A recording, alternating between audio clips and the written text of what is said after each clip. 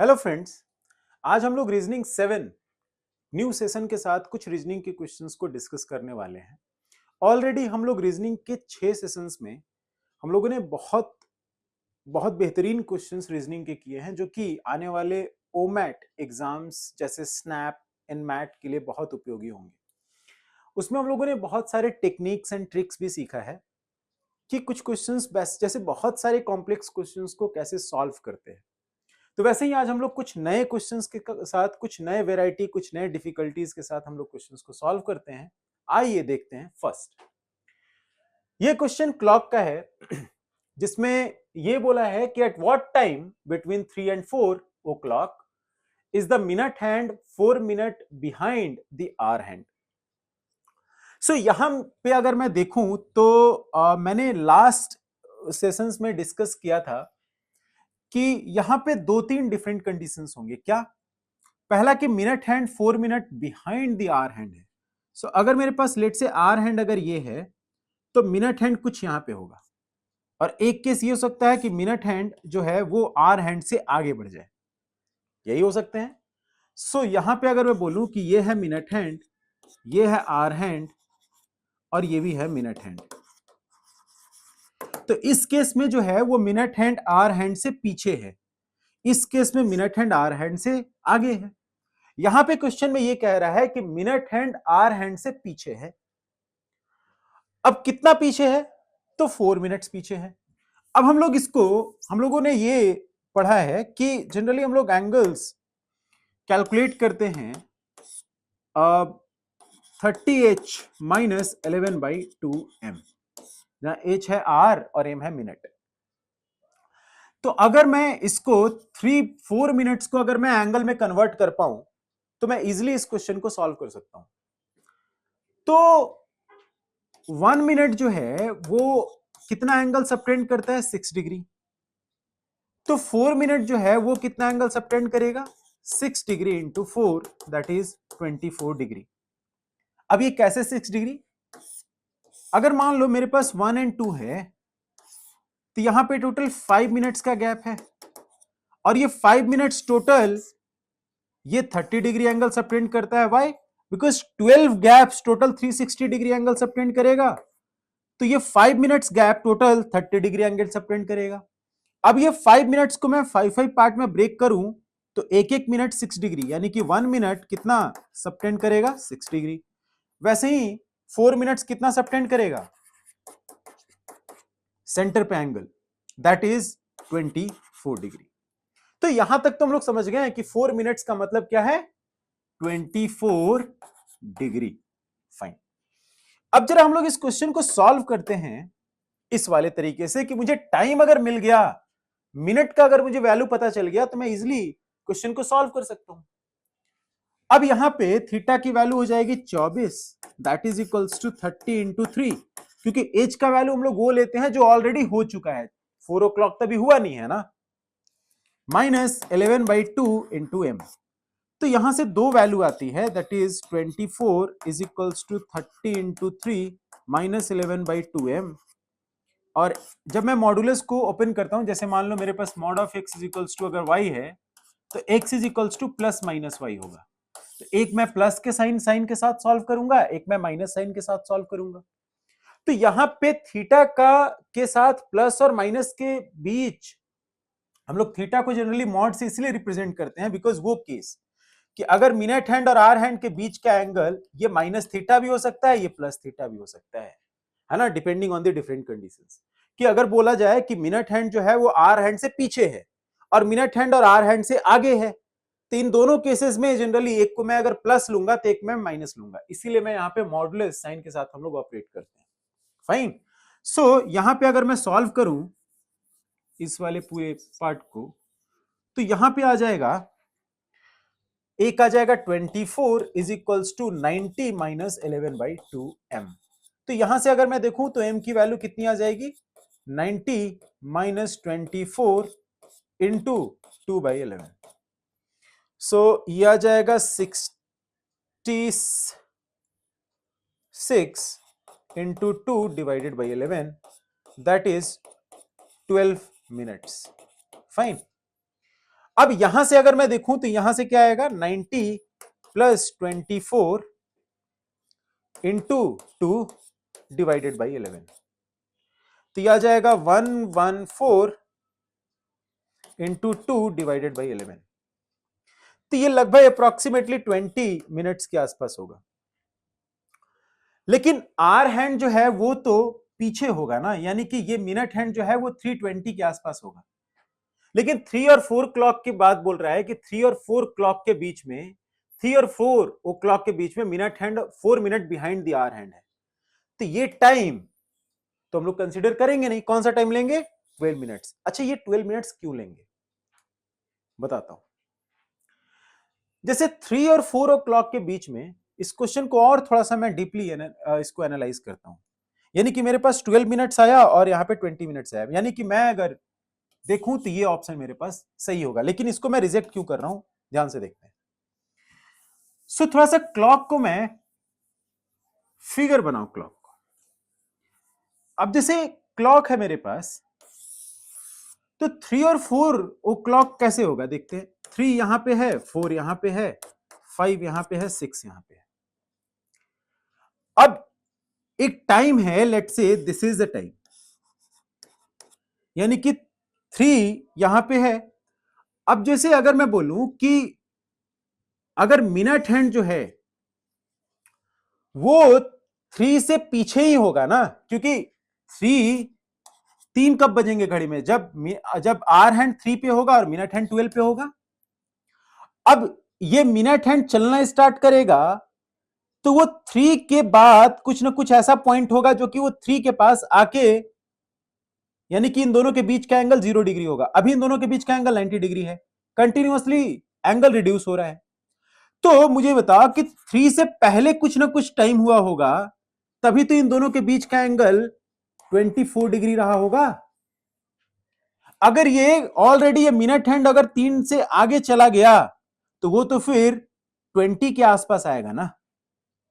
That is the point. So ये तो फिर ये तो वो केस हो गया ना 20 डिग्री वाला अप्रोक्सीमेटली, कि वो लगभग 4 के आसपास है, यानी कि वो कुछ मिनट हैंड आर हैंड से आगे हो जाएगा उस केस में।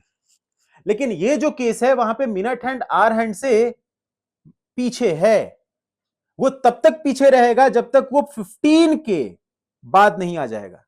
यानी कि जो मिनट हैंड मेरा 15 से कम नंबर देगा वही वो मिनट होगा, दैट इज 312, है ना। This is the case. Question number next, a wall clock moves 10 minutes fast every 24 hours.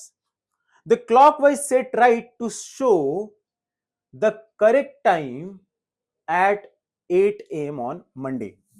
अब जरा इस क्वेश्चन को देखते हैं। ये फॉल्टी क्लॉक का क्वेश्चन है जिसमें ये बोला है कि 24 आवर्स में ये कितना फास्ट चलता है, 10 मिनट्स। फाइन, यानी कि मेरे पास मैं बोलूं एक फॉल्टी क्लॉक है, एक राइट क्लॉक है। The clockwise set right to show the correct time at 8 AM।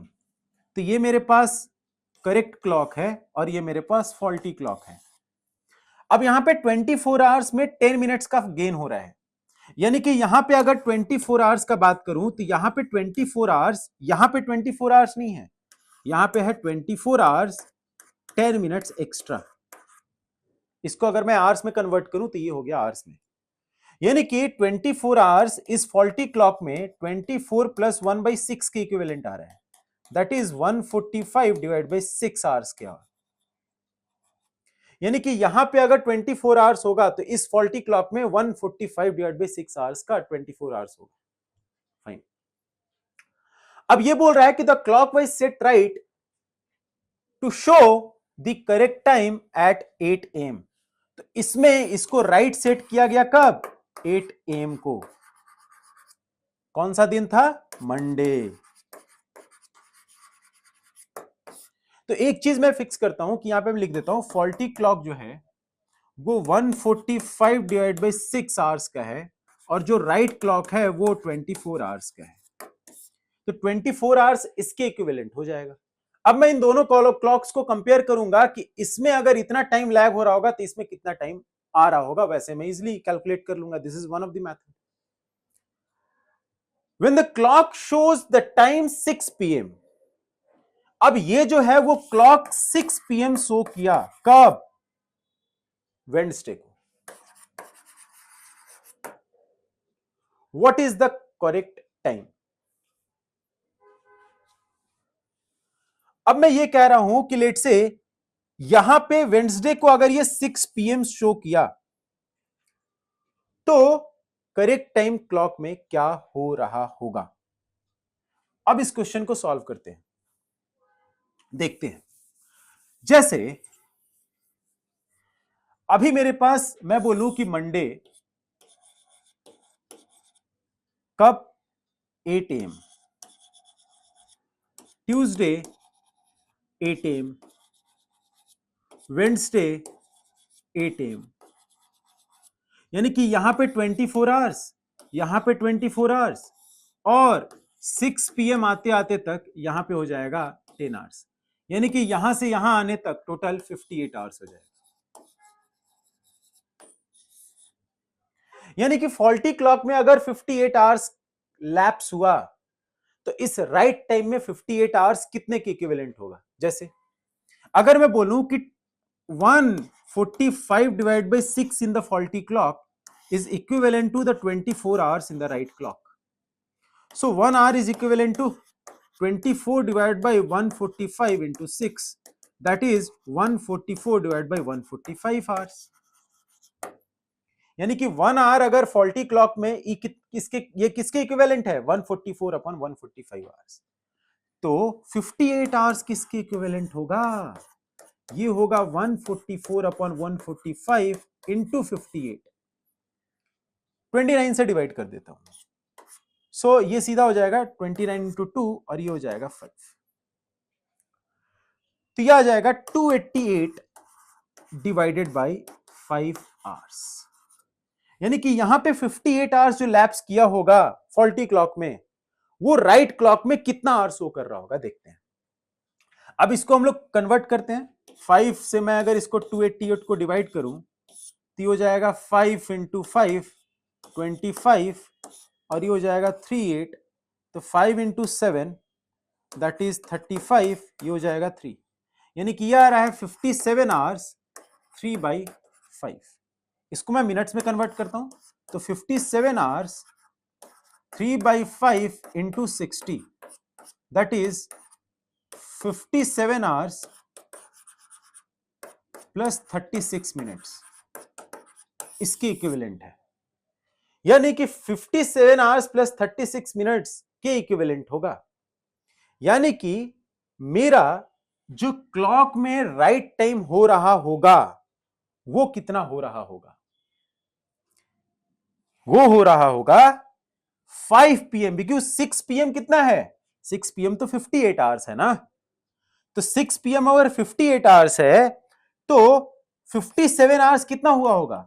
5 PM 36 minutes, यानी कि वो क्लॉक में कितना टाइम हो रहा होगा? 5:36। This is the answer. So the answer is this, इतना टाइम हो रहा होगा राइट क्लॉक में। सो ऐसे अगर मैं कैलकुलेट करूं तो ये बहुत इजी कैलकुलेशंस हैं। इसको सॉल्व करने का एक और तरीका है, वो हम लोग नेक्स्ट सेशन में डिस्कस करेंगे, बिकॉज इसको सॉल्व करने का एक और तरीका मैं सिखाऊंगा कि एक्स वगैरह अलजेब्राइक वो जनरली एक्सप्रेशंस वगैरह लेट करके सॉल्व करते हैं, बट बहुत सारे क्वेश्चंस को ऐसे ही सॉल्व कर सकते हैं यूनिटरी मेथड से, बहुत इजी होते हैं।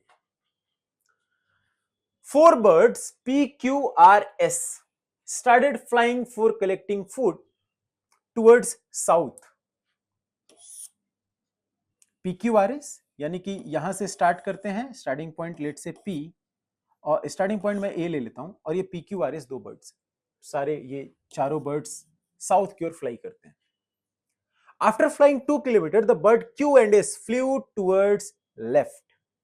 अब जरा सोचो, यहां जा रहे हैं, तो क्लॉकवाइज ये एंटी क्लॉकवाइज होगा और ये क्लॉकवाइज होगा। तो यानी कि यहां का जो एंटी क्लॉकवाइज है, यानी कि P और Q इधर, Q एंड S ये इधर फ्लू किए after flying 2 kilometre. So this distance is 2 kilometer, but Q and S flew towards left, but P and R flew towards right. So P and R इधर move किए, है ना, right. क्यों right? Because ये जो है ये क्लॉकवाइज है, ये एंटी क्लॉकवाइज है। After 3 kilometre the bird P and R flew towards their right. After 3 kilometre, so 3 kilometre चलने के बाद P और R अपने राइट मुड़े, यानी कि राइट मतलब इधर, है ना, यही तो है clockwise. But Q and S flew towards their right. अब राइट मतलब इधर, बिकॉज यही तो क्लॉकवाइज होगा, ऐसे। Bird Q and S flew towards their right. In which directions the bird P, Q, R, S respectively fly now? So this is QS. तो P जो है वो नॉर्थ होगा, Q जो है वो साउथ होगा, R जो है वो नॉर्थ होगा, S जो है वो साउथ होगा, यानी नॉर्थ साउथ ये होगा। Answer D. ये डिस्टेंस एंड डायरेक्शन के क्वेश्चन है, बट इसमें डायरेक्शन ज्यादा है, डिस्टेंस वगैरह से रिलेटेड इसमें बहुत कम बातें क्वेश्चन में कही गई है, बट स्टिल ये क्वेश्चन बहुत अच्छा है। A cube is painted red and cut into 343 smaller but identical pieces by the minimum possible number of cuts. अब जरा इस क्वेश्चन को देखते हैं कि इस क्वेश्चन को सॉल्व करने का सबसे अच्छा तरीका यह है कि यहां पे ये बोला है कि cube is painted red and cut into 343 smaller but identical pieces by the minimum possible number of cuts. एक बहुत बड़ा सा क्यूब है,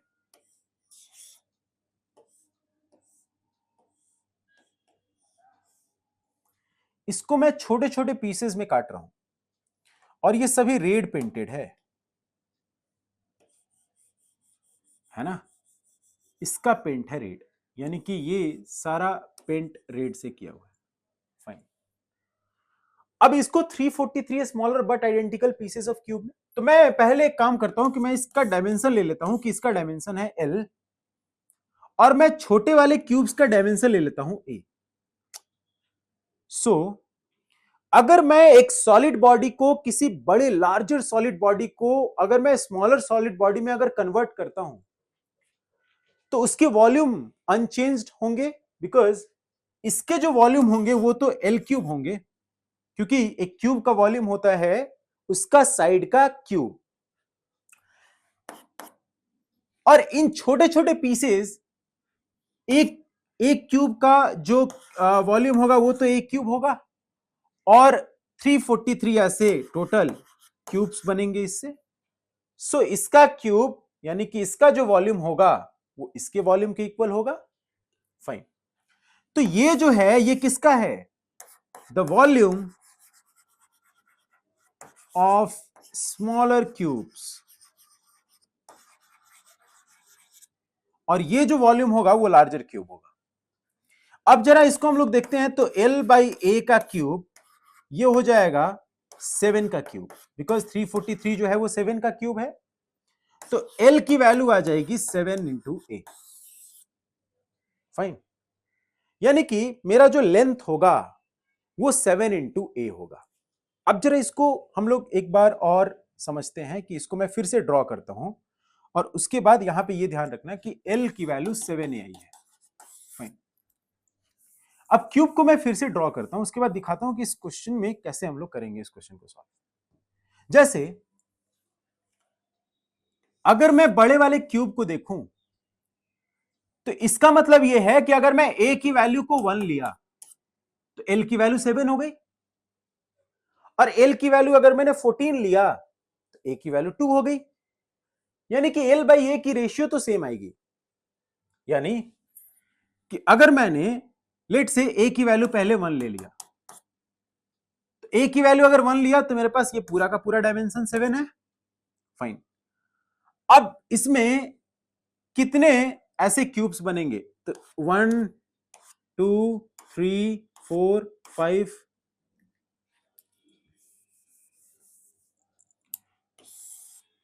1 2 3 4 5 6 एंड 7। सो ये है 1, ये 1, ये 1, ये 1, ये 1, ये 1, यानी कि इन सब का क्यूब का जो डायमेंशन है वो सेम है, 1 1 1 1, और इसका डायमेंशन है 7। ठीक। अब लेट से मैंने ए को 2 एज्यूम किया, यानी कि एल को मैंने 14 एज्यूम किया, यानी कि यहां पे एल की वैल्यू कितनी मैंने ले ली? ए की वैल्यू मैंने ले ली 1, तो एल की वैल्यू कितनी आ जाएगी? 7। यानी कि इस पे टोटल नंबर ऑफ क्यूब्स कितने बनेंगे? 7। यहां पे 1 एज पे 1 2 3 4 5 6 7। अब जैसे मैं एल की वैल्यू अगर मैं लेट से 14 लेता हूं, है ना, उस पे भी क्या total number of cubes edge पे क्या वो 7 ही बनेंगे? देखते हैं, चेक करते हैं। अब यहां पे 1, क्योंकि अब यहां पे ए की वैल्यू कितनी हो गई? मैंने यहां पे ले रहा हूं ए की वैल्यू 2 और एल की वैल्यू कितनी हो जाएगी? 14। तो ये पूरा का पूरा 14 है, तो ये 2 2 2 2, ये अगेन 14, यानी कि अभी भी टोटल नंबर ऑफ क्यूब्स जो एज पे आ रहे हैं वो सेम आ रहे हैं, दैट इज 7। सो इससे कुछ फर्क नहीं पड़ेगा कि ए की वैल्यू हम लोग क्या चूज कर रहे हैं और उसके अकॉर्डिंगली ए की वैल्यू, एल की वैल्यू क्या ले रहे हैं। सो बड़े वाले अपॉन छोटे वाले जो क्यूब्स के जो डायमेंशन हैं उनका रेशियो तो हमेशा कांस्टेंट ही है, यानी कि ये तो बात पक्की हो गई कि चाहे हम लोग कुछ भी एल और ए की वैल्यू ले, टोटल नंबर ऑफ क्यूब्स जो एजेस पे आएंगे वो तो हमेशा 7 ही होंगे। ओके, यानी कि यहां पे n की वैल्यू आ जाएगी 7। सो n की वैल्यू क्या है? टोटल नंबर ऑफ क्यूब्स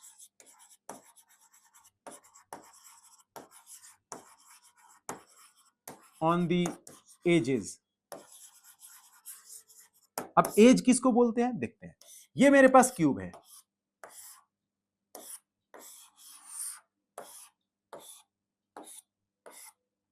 तो ये जो है ना, ये ये हो गया 1 एज, ये हो गया 2, ये 3, ये 4। तो ऐसे टोटल इसको हम लोग बोलते हैं एज, इसको हम लोग बोलेंगे, इस वाले को हम लोग बोलेंगे कॉर्नर, और इस वाले टोटल इस वाले को बोलेंगे फेस। तो ऐसे टोटल 6 फेस होते हैं, एज टोटल 12 होते हैं और कॉर्नर टोटल 8 होते हैं। फाइन। तो ये हो गया क्यूब्स का थोड़ा सा बेसिक डिस्कशन। अब इस क्वेश्चन को सॉल्व हम लोग कैसे करेंगे, इस क्वेश्चन में पूछ क्या रहा है देखते हैं। How many smaller pieces have exactly 3 painted faces. अब जरा क्यूब को हम फिर से रीड्रॉ करते हैं, ताकि मैं इस क्वेश्चन को अब मैं सॉल्व करना चाह रहा हूं, बिकॉज क्यूब्स के बहुत सारे मैंने बेसिक चीजों को वो डिस्कस किया है। जैसे अब यहां पे बोल रहा है कि ये बता दो कि 3 फेस पेंटेड कैसे मिलेंगे। अब जरा सोचो कि जो भी 3 फेसेस पेंटेड होंगे वो तो हमारे कॉर्नर पे ही आएंगे ना। ये देखो, यहां पे अगर मैंने एक कट लगाया, 1 2 3 ऐसे, तो यहां पर भी मैंने एक कट लगाया, यहां पे भी लगाया सेम तरीके से। तो यहां पर जो भी क्यूब्स बनेंगे, देखो ये वाला क्यूब, ये कॉर्नर वाला क्यूब, इसके तो ये भी फेस पेंटेड होंगे, ये भी होंगे और ये भी होंगे। तो एक कॉर्नर पर ही तो क्यूब होगा जिसके 3 फेसेस पेंटेड होंगे, यानी कि वो टोटल नंबर ऑफ क्यूब्स कितने होंगे? जितने नंबर ऑफ कॉर्नर्स होंगे। How many smaller pieces have exactly 2 faces painted. अब मेरे पास जब क्यूब आता है तो उसमें 2 फेस पेंटेड के लिए हम लोग एक फॉर्मूला पढ़ते हैं, that is 12 into n minus 2। अब ये 12 कुछ याद आ रहा है? 12 जो है वो टोटल नंबर ऑफ एज होता है इन ए क्यूब, और ये n माइनस 2 क्या है? n is the total number of cubes that is on the edges.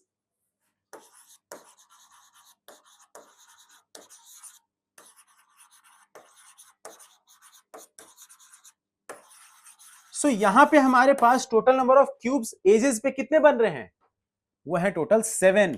So यहां पे n की वैल्यू हो जाएगी 7। अभी तुरंत बताया था कि l की वैल्यू और a की वैल्यू हम लोग डिफरेंट डिफरेंट लेके उसके बाद देखते हैं कि हर एक केसेस में total number of cubes on the edges are same, that is 7। अब यहां पे n-2 क्या है आखिर, देखो जो भी हमारे पास क्यूब्स होंगे वो टू फेस पेंटेड तो यहां पे होंगे ना, अब मैं उसको पॉइंट आउट कर रहा हूं, हाईलाइट कर रहा हूं, वो ये होंगे, यहां पे दो फेस पेंटेड हो रहा है। देखो ऐसे जितने भी क्यूब्स होंगे जो कि इस एज पे होंगे उसी के तो टू फेसेस पेंटेड है। अब ये जो क्यूब होगा ये वाला सी, इसमें टोटल नंबर ऑफ जो क्यूब्स होंगे ये तो टोटल कॉर्नर हो गया ना, तो एज पे से एक क्यूब हटाना पड़ेगा और यहां पे हटाना पड़ेगा, इसीलिए मैंने टोटल एज में से दो क्यूब्स को हटा दिया है। और वो काम मैं ऐसा एक एज पे कर रहा हूं, इसीलिए मैंने इसको 12 से मल्टीप्लाई किया ताकि मैं टोटल एज पे ऐसा काम कर सकूं। तो इसका आंसर आ जाएगा 12, 7 minus 2 that is 60। Fine, so the answer is 60। n की वैल्यू है 7। ऐसे टोटल जितने नंबर ऑफ क्यूब्स बनेंगे एजेस पे उसमें से मैं दो दो क्यूब्स को हटाऊंगा ताकि मैं टोटल नंबर ऑफ ऐसे क्यूब्स निकाल पाऊं जिसके सिर्फ दो फेसेस पेंटेड है। How many smaller pieces have exactly one face painted. अब जरा देखते हैं कि वन फेस पेंटेड कहां पे आएगा, तो वो वन फेस पेंटेड आएगा यहां पे। तो यहां पे एक बार मैं फिर से रीड्रॉ करता हूं क्यूब को, 1 2 3 4 5 6 7, 1 2 3 4 5 6 7, ये टोटल एक फेस हो गया ये। अब ये अगर फेस हो गया तो मुझे ये बताओ कि ये जो क्यूब होगा ये क्यूब, ये तो सब हटेंगे ना, बिकॉज ये सब एज वाले हो गए और ये कॉर्नर हो गया, ये भी कॉर्नर हो गया, ये भी कॉर्नर हो गया, ये एज वाले हो गए। सो मैं सबको हटा रहा हूं, ये तो एज वाले हो गए और ये कॉर्नर हो गया, ये भी एज वाले हो गए, सो ये भी एज वाले हो गए, ये भी कॉर्नर वाला हो गया, इसको भी हटाता हूं। अब यही तो क्यूब होगा जिसके सिर्फ एक फेस पेंटेड होंगे, यानी कि मैं एक फेस पे कर क्या रहा हूं, मेरे पास अगर ये लेट से टोटल नंबर ऑफ क्यूब्स के ये जो n है, यानी कि n number of cubes lies on the edge, one edge of the cube, it means कि I am just subtracting one from here, one from here. So यहां से total ये जो डायमेंशन का लेंथ हो गया दैट इज n-2, और यहां से भी एक हटा रहे हो, यहां से भी एक हटा रहे हो, तो ये जो लेंथ हो गया दैट इज n-2। यानी कि टोटल जो क्यूब होंगे ये सब, ये टोटल होंगे कितने, ऐसे टोटल नंबर ऑफ क्यूब्स कितने बन रहे होंगे एक फेस पे, n into n that is 49।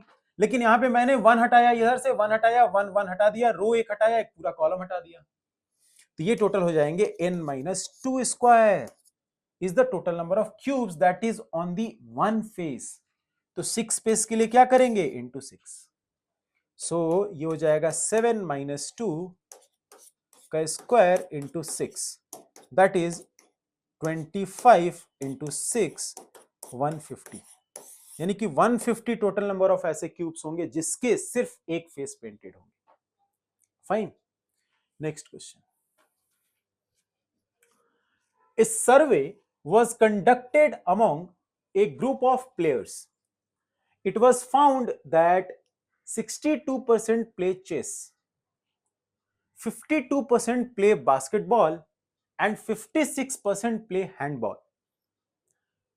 38% play both chess and basketball, whereas the 32% play both basketball and handball, and 39% play chess and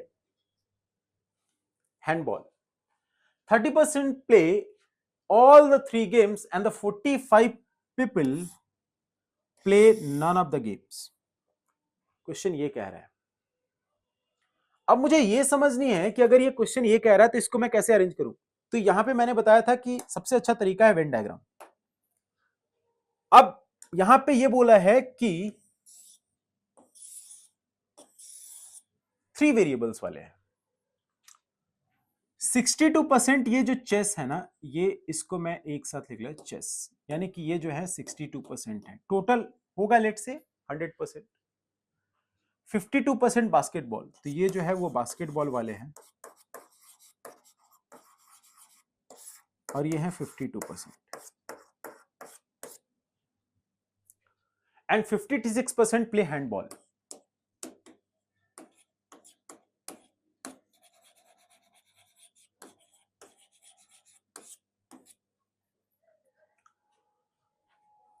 It 38% play both chess and basketball. So chess and basketball ये दोनों 38% लोग खेलते हैं, और 30% play all the 3 games. सो इसकी value हो जाएगी 30%, तो इसकी वैल्यू हो जाएगी 8%। परसेंट हम लोग जनरली ऐड कर सकते हैं। चेस एंड बास्केटबॉल के लिए ये हो जाएगी। Whereas the 32% play both basketball and handball. Basketball और हैंडबॉल ये दोनों 32 ही, तो ये हो जाएगा 2%। और 39% प्ले चेस एंड हैंडबॉल, सो ये हो जाएगा 9%। फाइन। तो अगर मैं इसको कैलकुलेट करूं कि यहां पे जो है वो 45 पीपल कोई गेम खेलना पसंद करते नहीं है, तो इसको अगर मैं बोलूं कि लेट से टोटल 100% है, टोटल इज 100%। सो अगर टोटल 100% है, लेट से मैं यहां पे एज्यूम कर रहा हूं कि टोटल इज 100%, और लेट से 100x भी एज्यूम कर सकते हो, whatever your choice is. So let से मैं ये कह लिया कि टोटल लोग जो हैं वो 100x है। अब मैं इसको अगर देखूं तो इसको हम लोग को कैलकुलेट करना पड़ेगा कि आखिर एटलीस्ट कोई गेम तो खेलते हैं ना, बिकॉज यहां पे नन ऑफ द गेम्स दिया हुआ है। तो ये टोटल है, और मुझे उनको हटाना पड़ेगा जो कि at least one of the game खेलते होंगे, तभी तो उनको मैं हटाऊंगा, तो ये 45 पीपल आ जाएंगे। अब उसको सॉल्व करने का सबसे अच्छा तरीका है कि या तो आप लोग इसको ऐड कर दो, तो इसको जब तुम ऐड करोगे तो यह आ जाएगा 0.56, बिकॉज 56% है। तो इसको मैं एक काम कर रहा हूं कि यहां पे मैं इसका टोटल 56% निकाल रहा हूं। सी, तो इसका अगर मैं 56% निकाला, दैट इज 56x प्लस, यह आ जाएगा 52x प्लस, यह आ जाएगा 62%, यानी कि 62x। यहां पे 100% है ना, ये 62% है, तो अगर 62% अगर इसका करोगे तो ये टोटल आ जाएगा 100%। लेकिन यहां पे ये 30 + 2 + 8 अगर हम लोग करें, तो हम लोग यहां पे ये भी तुम लोग कर सकते हैं ना, क्योंकि ये जो है, या तो हम लोग इसको सबको सम कर दें, तो यह आ जाएगा 38 + 2 40, तो यह आ जाएगा 12%। इसको मैं पहले लिख लेता हूं, उसके बाद में ये अप्लाई करूंगा। 8 + 9 17 + 30 57, यह आ जाएगा 5%। और यह आ जाएगा 39 + 2 11 + 30 41, तो यह आ जाएगा 15%। अब हम लोग इन सब नंबर्स को ऐड कर दें, तो यह आ जाएगा 15 + 12 27 + 5 32, और 32 + 30 62,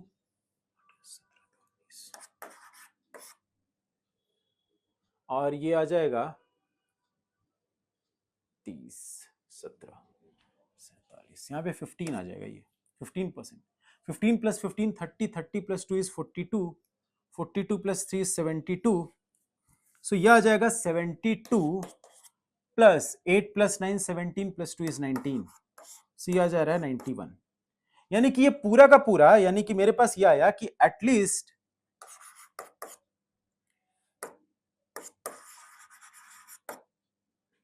यानी कि people play at least one of the game is 91x। यानी कि ऐसे टोटल कितने लोग हैं जो कि ये 91% आया ना, तो 91% आया, तो इसका 91% कितना हो जाएगा 91x।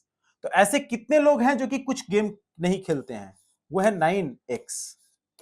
और 9x की वैल्यू मुझे दी हुई है 45, तो x की वैल्यू आ जाएगी, ये आ जाएगी 5, तो यानी कि टोटल लोग कितने हैं वो आ जाएगी 5 into 100, दैट इज 500। अब यहां पे बोल रहा है कि how many players play exactly 2 games, तो एग्जैक्टली 2 गेम्स के लिए क्या है 8, 9 और 2, यानी कि टोटल 19% है, तो 19% की वैल्यू कितनी आ जाएगी 19 into x, that is 19 into 5, 95. So answer is A. अब अगर हम लोग नेक्स्ट देखें तो यहां पे बोल रहा है कि what is the ratio between the number of players who play only chess and the number of players who play only handball. इसके लिए तो कुछ कैलकुलेट करने की जरूरत ही नहीं है। हैंडबॉल कितने लोग खेलते हैं 15%, चेस कितने लोग खेलते हैं 15%, रेशियो क्या हो गया 1:1, खत्म। What is the percentage of players surveyed do not play any of the game? Percentage of players. Fine.